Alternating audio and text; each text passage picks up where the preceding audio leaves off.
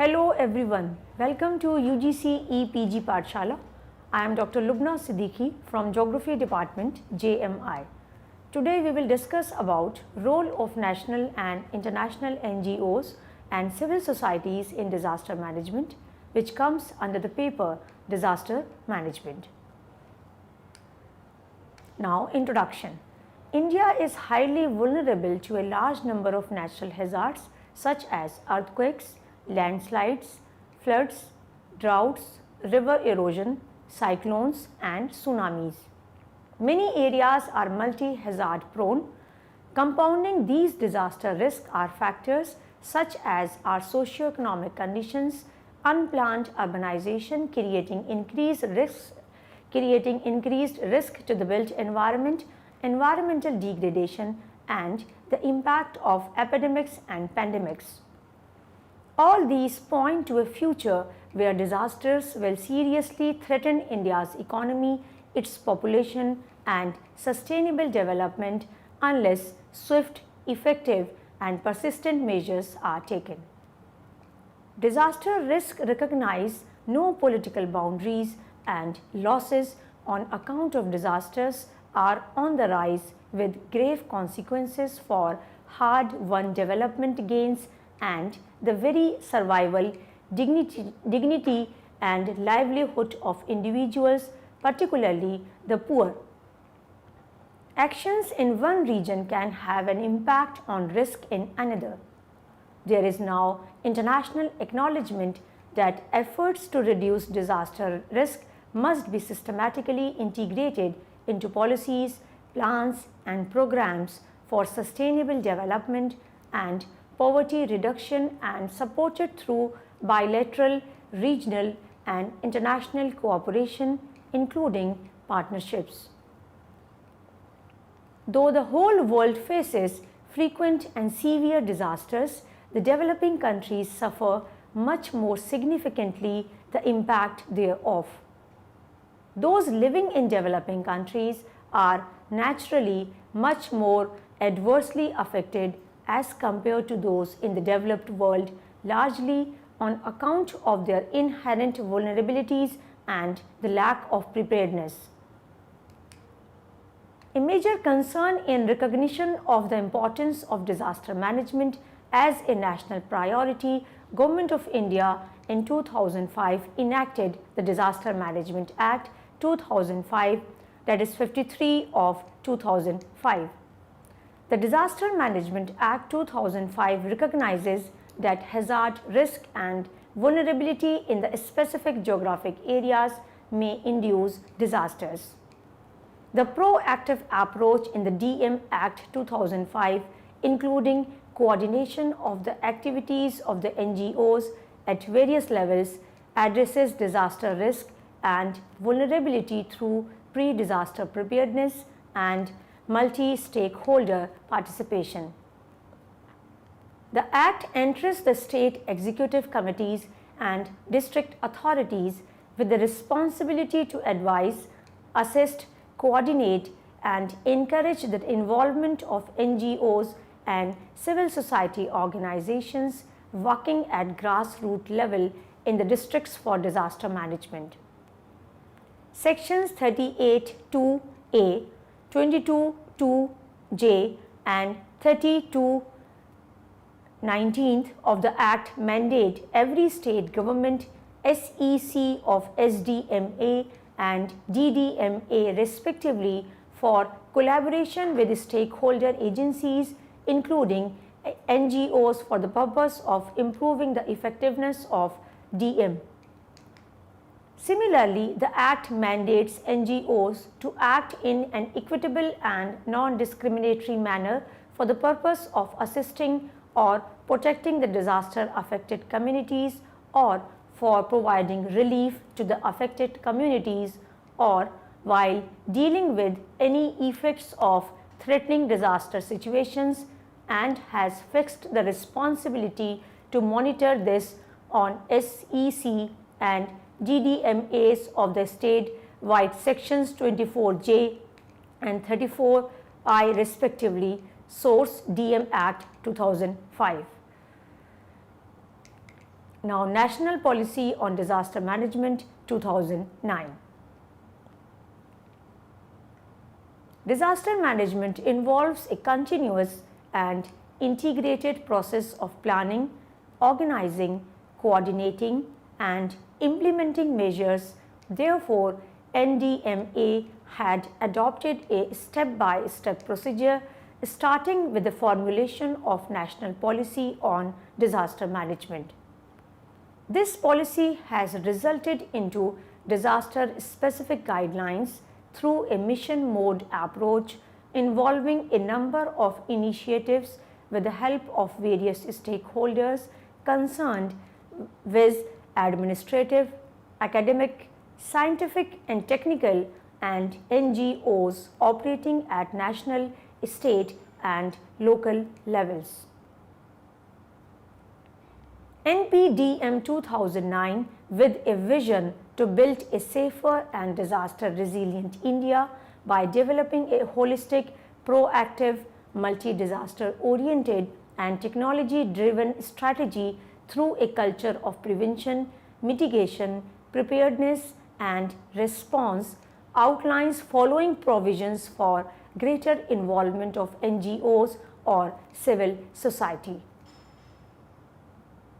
According to para 5.3.3, stakeholders participation. The participation of civil society stakeholders will be coordinated by the SDMAs and DDMAs. Civil Defense, NCC, NYKS, NSS and local NGOs will be encouraged to empower the community and generate awareness through their respective institutional mechanisms. Efforts to promote voluntary involvement will be actively encouraged. Now, according to para 7.4.1, role of state, district and local authorities. It is the primary responsibility of the state governments or SDMAs to monitor and assess any developing situation and keep the NDMA and NEC apprised of the same. They will also be responsible to constantly evaluate their own capabilities to handle that situation and project the anticipated requirements for the central resources well in time. Interstate assistance and cooperation will be encouraged. The states and union territories will also be responsible to develop their own response potential progressively and complete the process at the earliest. This will comprise training and equipping of state response forces, community preparedness, training and creation of response caches at the district level. District level preparations will provide the cutting edge to all response activities.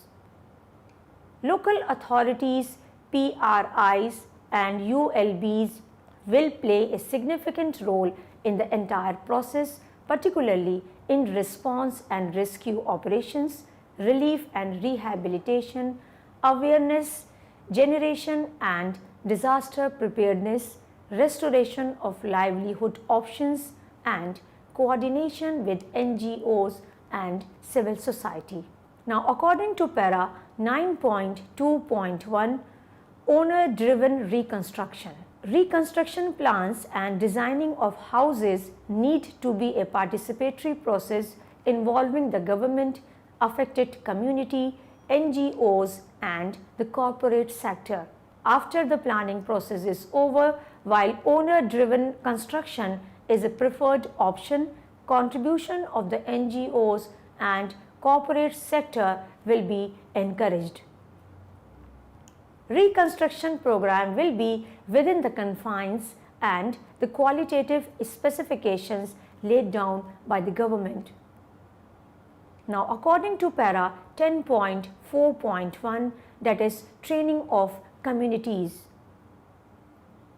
Building the capacity of communities as they are the first responders to disasters is a significant part of the capacity development process. It will include awareness, sensitization, orientation, and developing skills of communities and community leaders. Assistance from NGOs and other voluntary organizations such as the Red Cross and self-help groups will be encouraged. The overall responsibility to give impetus to leadership and motivation will rest with local authorities, PRIs, and ULBs under the overall guidance of district and state authorities. The paradigm shift in disaster management brought together the representatives of various stakeholders such as central ministries, departments, state governments, science and technology institutions, corporate sector, NGOs, CBOs, etc. This ideology emphasizes the fact that we must learn from each other to deal with many emerging concerns that pose challenges different from what we are used to facing. Phenomena such as glacial melt, sea level rise, global warming, and climate change, etc., are posing new challenges to the mankind. Concerns such as business processes continuity are also beginning to engage attention of governments and the corporate sector all over the world. It is now well recognized in the new disaster management mechanism that prevention and mitigation are socially and economically more profitable investments than relief and rehabilitation. The success of disaster management efforts lies largely in integrating the various phases such as prevention or response and creating essential forward and backward linkages. No government can cope with the challenges of disaster management all by itself. NGOs and civil society organizations have close links with the communities and have great advantage in performing tasks which require a participatory approach. Many of them in the past have made a sterling contribution to the task of disaster management. Moreover, in recent times, lessons learned from past disasters internationally as well as regionally have begun to play a significant part in reducing risk through knowledge sharing. Great care, however, needs to be taken to ensure that there is complete understanding among the various agencies and complementary pooling and sharing their strengths. Now, NDMA guidelines on role of NGOs in disaster management, that is draft 2015. To focus on relevant impinging issues, National Disaster Management Authority is in the process of finalization of national guidelines on role of NGOs in disaster management. Draft guidelines are available on internet. These guidelines in para 2.2, that is the role of NGO in disaster preparedness, provides that the SDMAs and the DDMAs will invite representative NGOs regularly to chalk out strategy and action points which could help in enhancing the preparedness through better coordination. Now, under para 4.1, early warning and evacuation, it is envisaged that NGO work closely with communities and can help mobilize communities for evacuation and taking precautions for an emerging situation. District administration would involve NGOs in dissemination of early warning information and evacuation of communities in times of need. Now, National Disaster Management Plan 2016. As per provision of Section 11 of DM Act 2005, NDMP was prepared and released by National Disaster Management Authority in June 2016. Under para 9.3, accepting multilateral assistance, it provides that in the case of an offer of assistance from UN agencies, the India will accept the offer only if the government considers it necessary based on various factors.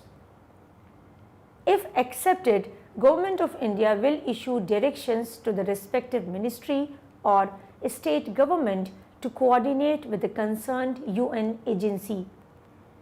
Any financial assistance offered by UN financial institutions involving foreign exchange will require the approval of the Department of Economic Affairs, Government of India.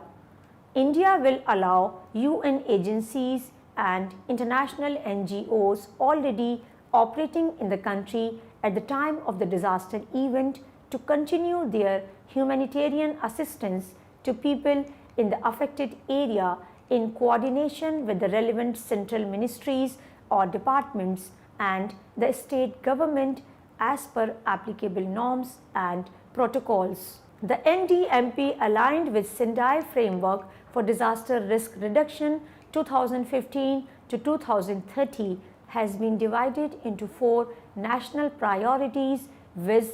Understanding risk, intra-agency coordination, inter-agency coordinations, structural and non-structural measures, and capacity building. It clearly lays down the roles and responsibilities of stakeholders in disaster preparedness, mitigation, disaster risk reduction, and response. It also encourages the NGOs to work for awareness generation, empowerment, and training of communities for disaster risk reduction. Now, role identification of NGOs or civil society organizations. Involvement of all stakeholders concerned can be ensured through NGOs or civil society organizations under proper guidance from a nodal agency. To establish horizontal and vertical linkages, ideally the NGOs should function largely at the state or district level with its offshoot connectivity at other 2 institutional levels of disaster management also. Role of NGOs under such circumstance will be to, number 1, enhance the capacity of the functionaries to respond properly during the time of emergencies. Number 2, increase awareness and participation of stakeholders, that is from village, district to state levels.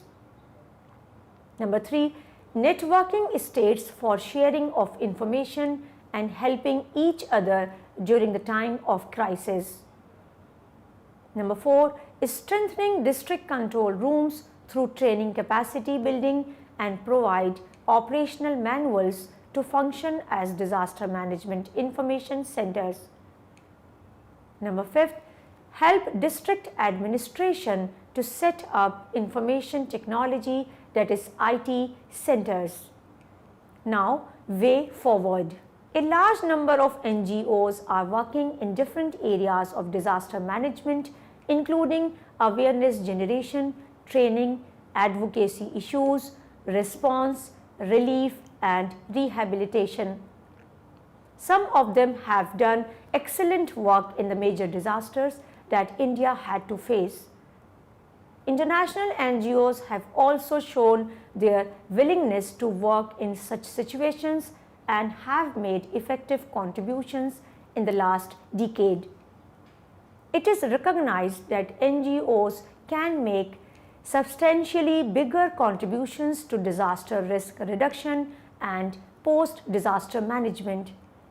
To enable this to happen, the following are suggested.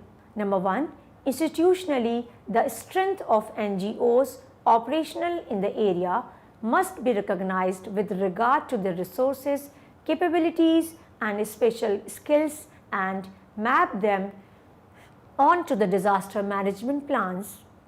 Number 2, district. Number 2, state or district may set up a common platform for NGOs to come together for disaster management activities at the district level with clearly delineated roles depending on their specialization and their capabilities. Number 3, DDMA may set up a single point contact for interacting with NGOs on a regular basis in normal times and on continued basis in a post-disaster situation. Number 4, many state or district departments have engaged NGOs in specific program interventions, particularly in the social sector.